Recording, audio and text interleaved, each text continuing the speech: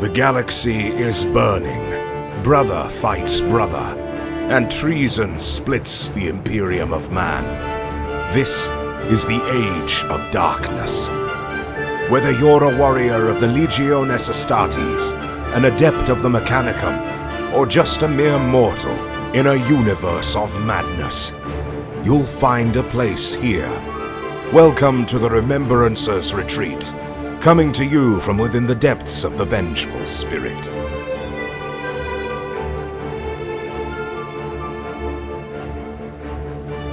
Hello and welcome to the Remembrancers Retreat, a Warhammer 30k Horus Heresy podcast. My name is Jesse Irvin, and I'm here with my co-hosts Ryan and Will, and we have two special guests today from CK Studios, Caleb, and the Independent Characters podcast, Carl Tuttle. Hey there. So how is everyone tonight? Excellent. Yeah, doing well. Doing good. Thank you. Awesome.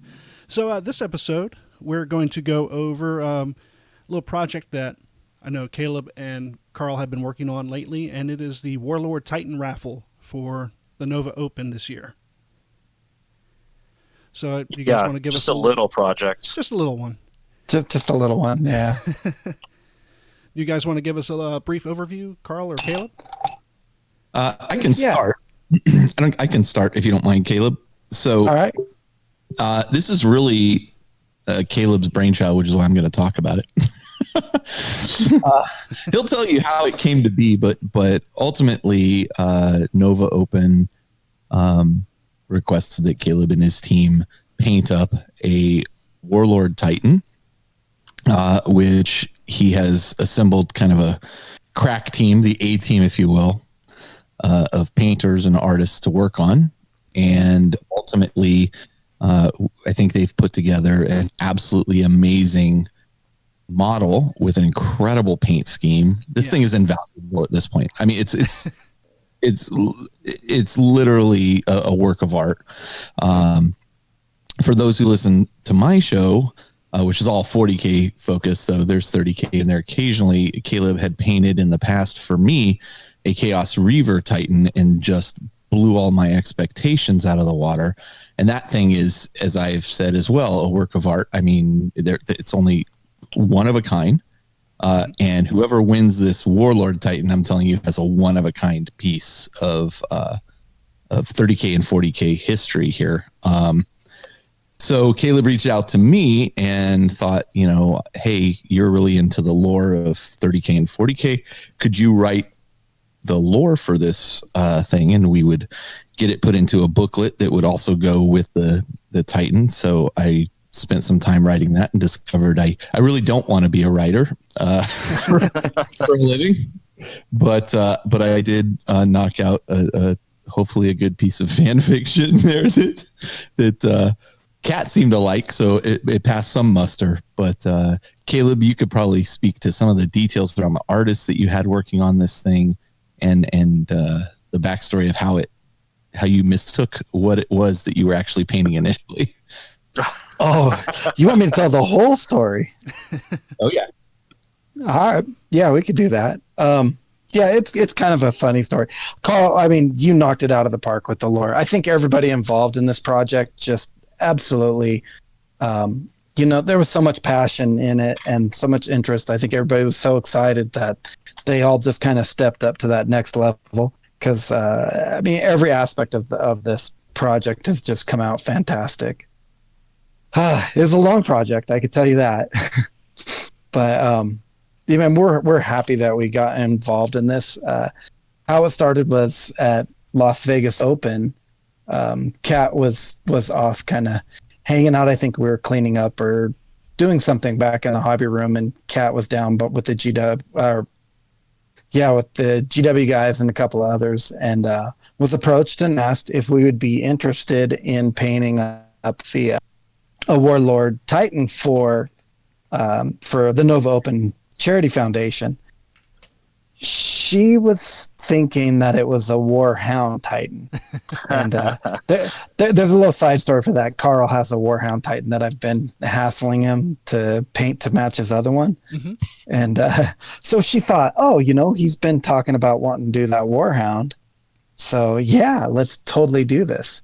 So she told him yes without talking to me or anything. And then she came over. She goes, "Hey, I got great news." And I was like, "Oh, yeah, what's that?" She goes, "Well, we were invited to paint a Warlord Titan for the charity foundation.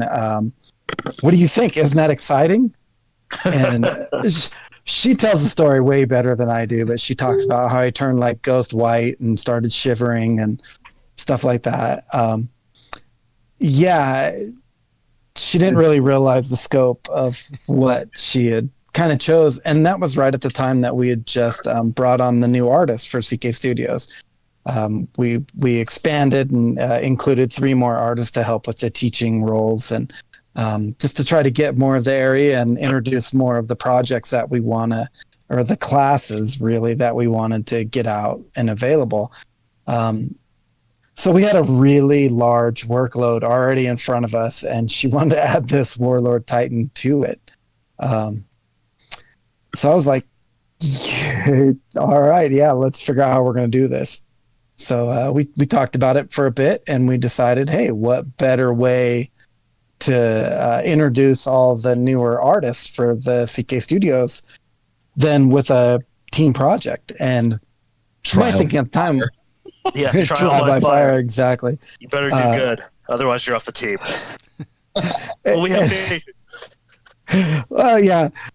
My thinking was, hey, this will kind of relieve a little bit of the workload, and it won't be so bad for me. Yeah, I was so wrong. I think if we would, I mean, the Titan wouldn't be what it is without the entire team. It probably would have got done a lot quicker, maybe been a little easier for the logistics of it. But I mean, the work that's done can't be surpassed. There's no way that one person doing it would have that ability and time to put that into a project like this. Yeah. So from the pictures I've seen, like, it is absolutely gorgeous. Like, it's just mind blowing. All the work that's like Carl said. Yeah, and like Carl said, it's such a unique project because it has so many influences in it. Just from the meetings that we had when we'd sit down and talk about the project and talk about, hey, what colors are we going to use? What freehand are we going to do? What type of freehand? Where? The build, the pose, everything. And it all kind of revolved around this story that Carl was writing. So we kept coming back to him and say, well, Carl, what do you think? And he'd be like, what do you guys think? I'm not the artist. So it was a super fun project. But with so many artists involved, and all of them are full-time. They're either full-time artists, they're full-time just with their regular job, stuff like that. So and we're all traveling on top of that. We're all traveling, teaching classes. Yeah. Yeah. It's a super fun project. We'll never do it again. It's yeah. The logistics of it was just, it was amazing. And it was a lot of hurry up and wait. Mm-hmm. I have a window of 3 days, so I need to get all of the armor painted so that I can get it sent to Sam, because the next month I'm busy traveling. Well, at that point, Sam's busy traveling, so then the armor sat for a bit until he was able to start on it, but then Vince wasn't available yet because he was in the UK, and so it was a lot of hurry up and wait. But man, it all came together, and the neatest part about it, for me, maybe the neatest part of it was when I got to do the final assembly, to bring in all of these parts that all these different artists were working on in different areas, to bring them all together and start to assemble the model. I mean, you can't really tell where one artist left off and the next artist picked up. Which is really, that is, when you're doing a multi-artist project like this, like Games Workshop a number of years ago had everybody go out and paint Ultramarines because they wanted to assemble a huge Ultramarine force for photography and stuff. Mm-hmm. They were trying to do the whole chapter, if I remember right? Yeah, and in their error, they didn't really give everybody the exact same recipe for painting the Ultramarine. And so they came back with, of course, every 100 different ways to paint Ultramarines and realized, oh, this was a mistake. So the next time they did it, they had a very specific recipe. But I got to tell you, having not being one of the artists working on it and being privy to the inside track and listening to them work on it, and some of the hurdles they had to overcome. I mean, these guys are just incredible. And I can't believe seeing the final product is actually kind of how I envisioned it, as I was writing the lore and such. And it's absolutely awesome. That's cool. And let's talk about that lore, if you don't mind, Carl. Sure. So I don't want to, spoil the whole thing. I'm not sure how it's going to be delivered or who the ultimate winner of this thing. And before we go into that, it should be noted that this is also the charity that this is going toward is the Fisher House. Correct me if I'm wrong there, Caleb, but which is an amazing foundation. If you have not looked into it, I'd highly recommend it. It's all about taking care of vets and their families as necessary. And it's just a very, very, it's close to my heart because I'm ex-military as well. So, just something that's really great. So anyway, around the lore of the Titan, I think it was important for us to not only tell the story in words, but then tell the story in the model together. We ended up naming the Titan Siege of Heaven, and really, I think the crux around it is that the thing was around, we wanted kind of two portions that it was around. So whoever won it could play it in whatever capacity they wanted. So there's kind of history leading up to, through 30K and through the heresy and that kind of thing. And then there is a period after the heresy closer to 40K, so that, if somebody won it and was a 30K player or Horus Heresy player, they could use it in that capacity. If they were a 40K player, they could use it in that capacity, or they could, play both games and use it in both ways. Just take it from one table and bring it over to the next. Yeah. And so I think really the key around it is, we talk a little bit about how the Titan was assembled, how a few of the engagements that it was involved in during the Great Crusade and that kind of thing. And then it moves into kind of where the shift happens for the Titan, which is the section called the Fall of Heaven, which is where Horus and his fleet arrive at this planet that is effectively a very, very there's like island chains within the planet, but it's mostly water. While the Legio Vorterax is down on the planet. Partially on the planet, partially in orbit. And as Horus comes in and kind of takes over, it leaves part of the Legio stranded on the planet. Some of the Legio fall to Horus, like he gives them an ultimatum. And they basically side with Horus. And what it comes down to is this kind of inner Legio battle towards the end of the siege of this planet. And in the process of it, the pilot, I guess, of the Siege of Heaven is engaged in combat with effectively her brother. And at that point in time, I think the Siege of Heaven at that point has it has a I'm trying to remember the name of the claw, the exact power fist or claw it has. It's all in the story. I'm not looking at the story right now. and the princeps of this Titan in particular was known for this kind of move where it would move forward and use the power claw on an opposing Titan or that kind of thing. Mm-hmm. Well, having trained with her brother for years and years and years, he was anticipating that move. And so as she goes in to perform this maneuver with the claw, the claw gets blown off with a volcano cannon from the brothers Titan.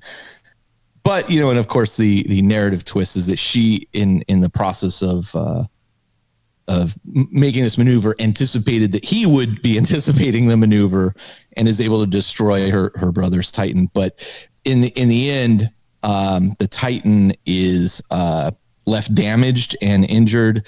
Horus is running out of time, so decides to virus bomb the planet, what's left of the planet at this point.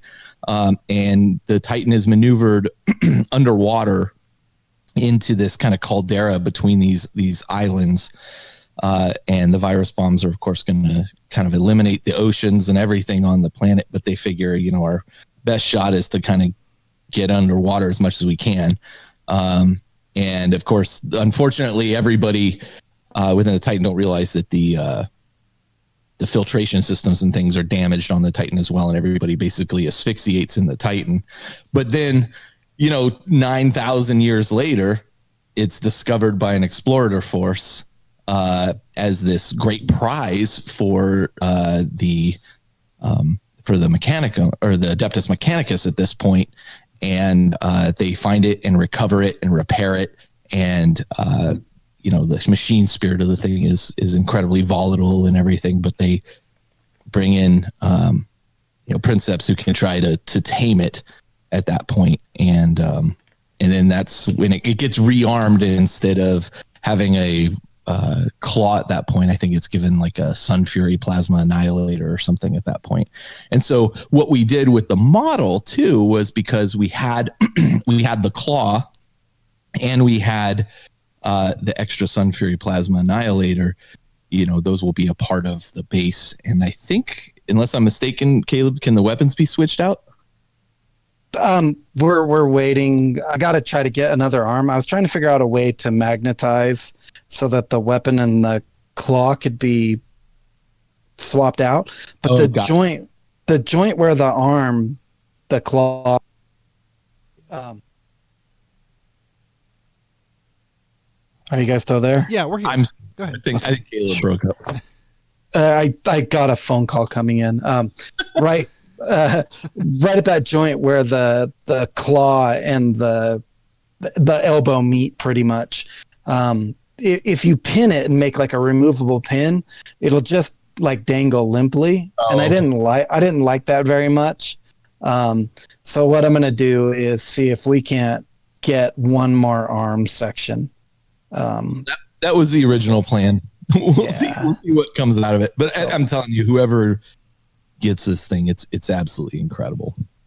Absolutely incredible. So yeah, it sounds great. So I've seen online the color scheme is pretty unusual but very cool. Like that's gorgeous. I really like it. What was the thought process behind that one? Was there anything more than just this looks cool, let's do it? Or go ahead, Ken. We have certain artists that really like particular colors. Mm-hmm. And we're all big fans of Dalaroni and their inks. And one of the inks that we've just kind of been playing with a lot, we kind of found, is this dark green ink. Mm-hmm. And so we decided we wanted to do something kind of in that green color to play with that ink a bit. So it was left kind of to me to decide exactly what colors to do. So I just sat down and played with a couple different color schemes, and that's just the one that I came up with when I got that combination of inks and regular paints to bring up the vibrancy that it has. I was just like, oh, that's it right there. So I think we were also talking about in one of the meetings, this planet that this battle took place on was ocean based and that kind of thing. And so we'd given a lot of thought to that, and we kind of wanted something that matched those themes, kind of water and that kind of thing. This was part of the discussion we had. I don't know if you remember, Caleb. And then, yeah, I was a big fan of Sons of Horus, like that seafoam green that they call it for the Sons of Horus. And that was when Caleb was like, yeah, there's that Dalarani ink, and we could start playing with that. And yep. And then what you see is what Caleb came up with. It's absolutely gorgeous. being an owner of a Titan Caleb has painted in the past, I can tell you, I am very satisfied with my purchase. Oh yeah, definitely. I got way more than I paid for, by the way. he outdoes himself every time. Yeah, I'm a little glutton for punishment at that, but I enjoy them so much. They are very fun to paint. Of course, now I won't be able to get him to paint my Warhound because he's kind of burned out. Well, maybe next year. Yeah, next year. Next year you can paint an actual Warhound. It'll give him a year to save up for it too. Yeah. Well, Yeah, I was struck by, seeing all the progress, and you guys have been kind of close hold on your progress. You've been, and mostly I figured it was because it was going out to different artists and everything, so you'd see like a snap of a panel, and then you'd see like, you start seeing the colors come together, but between that seafoam kind of green, which is really stunning the way you guys did the shading and everything on that, and then all of the freehand, which multiple people did it, but you're right, it all does tie together. It's as if one person did it all. It's really impressive. I mean, obviously it's going to be impressive coming from your studio, but the fact that you guys were able to coordinate and still keep coherency through the whole project is really impressive. If anybody's ever done a college project and you have to work as a group, it's the worst. I hated that. This is what it was reminding me of. Doing online college. Yeah. Oh God, that's got to be the worst. Yeah. Can you talk a little bit about each of the artists and what they did? Yeah. My job was the armature, the metal frame of it. I developed a painting technique, actually painting Carl's Titan. So I went ahead and tackled that. I have a pretty quick technique for it that I really liked. So I developed that, and then Justin Kiefer, who's from Independent Characters also, is one of our instructors. He teaches the 101 airbrushing along with myself. Both of us did the armor. Justin worked on the weapons, did the glowing effects, just all the detailing and everything like that for the weapons. And then for the freehand, we had both Vince Ventrella from Hobby Cheating,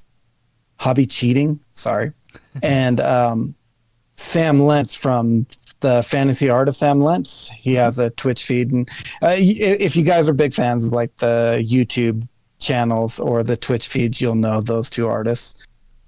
They tackled the freehand. I can't tell you which one did what because it's all so good, and they both have their marked style, and I can't wait to sit down with them and find out who painted what, because I can't tell.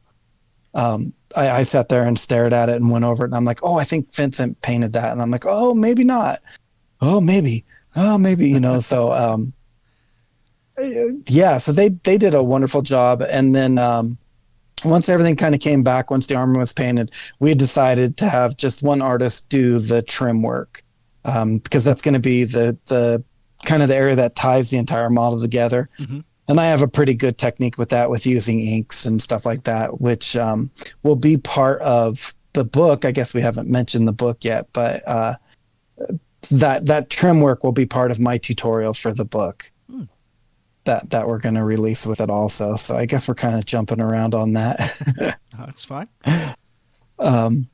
So along with the Titan, the winner of the Titan is going to receive I wouldn't say a novel, maybe a novelette, kind of a little brochure of the Titan, and it's going to have the entire backstory that Carl wrote. It's going to have a little bit of intro to the artists that did it. It'll kind of talk about each of their art and maybe show a few pictures of some of the work that they've been featured in. And then each artist is going to offer up a tutorial, just a little like 1 or 2 page, just brief step-by-step tutorial on part of a project that they worked on the Titan. So Sam is like breaking down some freehand that he did. I'm not sure exactly what Vince is yet.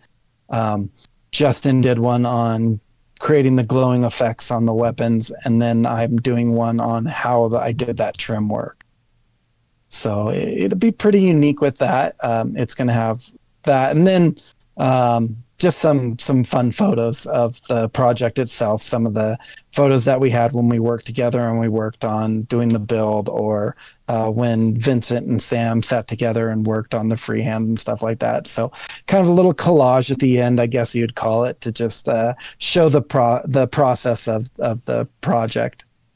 So that's going to be fun. And then at Nova, we're hosting a meet the CK Studios team, and all of us will be there. Everybody that was involved in the project will be there, and I believe, and don't quote me on that, but I believe that the book will also be offered to anyone that's attending that meet and greet also. Very cool. And that's it. Yeah. That's about the long and short of it. If you guys are interested in checking this out for yourself, the raffle tickets are $8 a piece. And you can go on to novaopenfoundation.org/raffle/siege-of-heaven, or just go to novaopenfoundation.org and just find a big, beautiful Warlord on that menu there. Click on that, put in a raffle, cross your fingers, and then weep as I win it. I'm telling you, like, I've said this a couple of times. If you know, yeah, if I could win this thing, I would totally be buying tickets. It's so beautiful. But I feel like, you know, if I were to win it, it would look bad. So yeah, we want to avoid any impropriety there. But boy, oh boy, it's killing me that I can't put money into it though. But you know, I put money into hopefully winning Caleb's other project he did with Dave Taylor for Night Lords. So yeah, maybe I'll get lucky there. Yep. Every time I go to the site, I seem to buy more tickets for the Warlord. It's weird. It's like, oh, just get one or two more. It's not a big deal. Yeah, like every especially time after it's just there's so many good raffles this year. Like there are so many talented artists. Just you can just see them putting their heart and soul into each of these models, and anything you win is going to be a great time. But that Warlord, definitely that Warlord though. Incredible. Well, good luck. I hope one of you guys gets it, you know. Thanks. Yeah. Would not mind saying, I would love to win this. Ryan, you guys got any other questions? No, I mean, I was just really enjoyed watching it come together on Facebook. And then if you haven't seen it, what is it on your CK Studios Facebook that you have the video? You have a couple-minute video. Yes, if you put together. Yeah, if you go to Facebook, what is it? Facebook.ckstudios/come paint with us or something like that. I'm so terrible with the Cat's not here to help him out. Yeah, We'll find you. We'll put a link on the episode. Yeah, and there's photos there. You'll see the work in progress photos. You'll see the overall finished photos. We shot a video of the final assembly, and then I also just put up some photos of putting the foam case. That's another thing to mention. I guess we kind of forgot to mention is that Daryl with KR graciously donated their largest case. I believe it's their largest case. Oh, beautiful! And the Titan totally filled that case up. So it's got a really nice case with custom cut foam in it. Everything just fits really nicely. It packed up so nice. So good. So they'll be getting it with that also. And you don't have to be at Nova to win it. So I guess you're not necessary to attend to win, or whatever that saying is called. That's right. You can win worldwide. Yes. Yep. And it will be shipped to you. To win or something. Yeah. Yeah. That was it. So quick question. I don't know if did you guys count how many hours were put into this? No. Probably best not to. Probably not. Yeah. Yeah, that's probably true. Well, guys, like I said, I'm looking at this right now, and you couldn't tell it was painted by different artists. It all blends together beautifully.